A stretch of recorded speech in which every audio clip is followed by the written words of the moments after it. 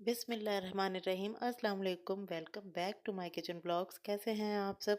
उम्मीद करती हूँ कि आप सब लोग अपने घरों में खैरियत से होंगे और अच्छी ज़िंदगी गुजार रहे होंगे अल्लाह ताला के फजलो करम से। तो अच्छा जी, तो आज मैं अपने किचन में बना रही हूँ बहुत ही सॉफ्ट मक्खन जैसी पूरियाँ। ये देखें, ये बहुत मक्खन जैसी हैं, बिल्कुल नरम है, बहुत खस्ता बनी है ये, बिल्कुल नहीं इस तरह बिखर रही है।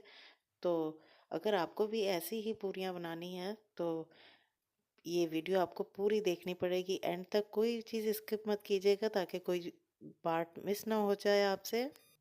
सर्दियों में इस तरह के नाश्ते बहुत अच्छे लगते हैं और खाने पीने का असल मज़ा तो सर्दियों में ही है। तो आप भी इस तरह बनाइए, एंजॉय कीजिए अपनी फैमिली के साथ। तो मैं आज बना रही हूँ स्पेशल नाश्ता, जिसमें ये सूजी का हलवा और सफ़ेद चने का सालन भी है और कलौंजी वाले आलू भी हैं। इन सब की रेसिपीज़ मेरे चैनल पर डली हुई हैं, आप चाहें तो मेरे चैनल पर जाकर देख सकते हैं। और आज मैं आपसे नरम मुलायम इस तरह बिल्कुल खस्ता पूरियों की रेसिपी शेयर कर रही हूँ। तो चलिए इसे बनाते हैं और देखते हैं कि इसके लिए क्या क्या करना है हमें। अच्छा जी, बिस्मिल्लाहिर्रहमानिर्रहीम। मैंने बाउल में तकरीबन 3 कप इसमें मैदा लिया है। मैदा छान कर यूज़ करेंगे।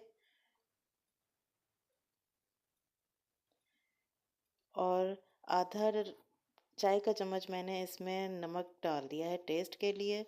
और 2 खाने के चम्मच इसमें दही गया है। और 1/4 टीस्पून मैंने बेकिंग पाउडर डाला है। ये ऑप्शनल है, अगर आपके पास नहीं है तो आप मत डालें। वैसे दही भी इसमें यही काम करेगा। दही डालने से बहुत सॉफ्ट पूरियाँ बनती हैं।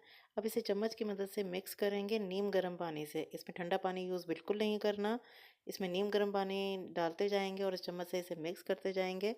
शुरू में चम्मच इसलिए यूज़ करना है कि मैदा फिर हाथों से चिपक जाता है, जो कि आसानी से नहीं उतरता। पहले चम्मच की मदद से और फिर इसे हाथों की मदद से अच्छी तरह हम डो बनाएंगे, जैसे हम आटा गूंथते हैं घर में, बिल्कुल उसी तरह। तो इसकी ना डो ज़्यादा सख्त रखनी है और ना ही ज़्यादा नर्म। और अब 1 खाने का चम्मच इसमें मैंने ऑयल डाल दिया। ऑयल ज़्यादा नहीं डालना है, नहीं तो पूरियाँ बनने में मुश्किल होगी फिर। तो इस तरह अच्छी तरह इसे गूंदने के बाद ऊपर से मैंने थोड़ा सा ऑयल लगा दिया। और अब इसे तकरीबन आधे घंटे के लिए मैं थोड़ी छोड़ दूंगी इसे। आधे घंटे के बाद इसे दोबारा से देखा है और ये देखें सॉफ्ट है। अब इसे दोबारा से गूंदेंगे थोड़ी देर के लिए, 2-4 दफ़ा इसे दोबारा से गूंद के, तो इसको बिल्कुल अच्छा सा सॉफ्ट सा डो बना लेंगे। आपने कोई पार्ट मिस नहीं करना है, पूरा एंड तक देखना है ताकि कुछ भी गलत ना हो जाए और आपकी पूड़ियाँ अकड़ ना जाएं, सख्त ना हो जाएं। तो देखिए जी, इसका डो बिल्कुल तैयार हो गया है। ये देखें इस तरह होना चाहिए ये। तो अब हम इसे रखेंगे और फिर अब इसके पेड़े बनाएंगे। अच्छा जी, हाथों को पहले ग्रीस कर लेना है ऑयल के साथ और अब इसके छोटे छोटे पेड़े बना लेने हैं, बहुत ज़्यादा बड़े नहीं। तो छोटे साइज़ के पेड़े बनाऊंगी मैं। इस साइज़ के मैं बना रही हूँ। अमूमन पूरियाँ छोटे साइज़ की इसी तरह साइज़ की होती हैं। तो ये सारे पेड़े बना के रख लेंगे। अच्छा, अब इसमें एक बात ध्यान में रखनी है कि पेड़े बना के हमने स्टेज ज़रूर देना है पेड़ों को। पेड़े बनाकर फौरी कभी भी नहीं बेलना। तो इसके ऊपर पेड़े बना के मैंने ऑयल लगा दिया। ऑयल लगा के तकरीबन मैं इसे आधा घंटा दोबारा स्टे दूंगी। ये छोटी छोटी ट्रिक्स होती हैं जिससे पूरियाँ बहुत अच्छी बनती हैं और इसे सबको फॉलो करना पड़ता है एक अच्छी मज़ेदार पूरियाँ बनाने के लिए। तो आधा घंटा हो गया है इसे और अब ये पेड़े बिल्कुल तैयार हैं पूरियाँ बनने के लिए। तो अब मैं इसे खुश्क आटा लगाकर तो साथ साथ बेल रही हूँ। ऑयल में भी बेली जाती हैं ये, लेकिन उसे ज़रा हमें मुश्किल हो जाती है, बेल संभालना मुश्किल हो जाता है उसका। तो इस तरह ये बहुत इजी बनती हैं। जायका और नरम ये बिल्कुल वैसी ही होंगी इंशाल्लाह ताला।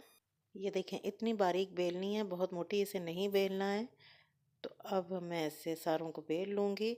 और अब यहाँ देखें ऑयल बहुत गर्म होना चाहिए, फुल गर्म ऑयल कढ़ाई में है इस वक्त। ये हमें चेक कर लेना है, ठंडे ऑयल में पूरियाँ नहीं बनाते। अब इसमें हम आहिस्ता से पूरी डालेंगे और साथ साथ इसे हिलाते रहेंगे। तो देखें ये फूली हुई पूरी हमारी बन गई है, बहुत मज़ेदार और बहुत शानदार बनी है माशाल्लाह से।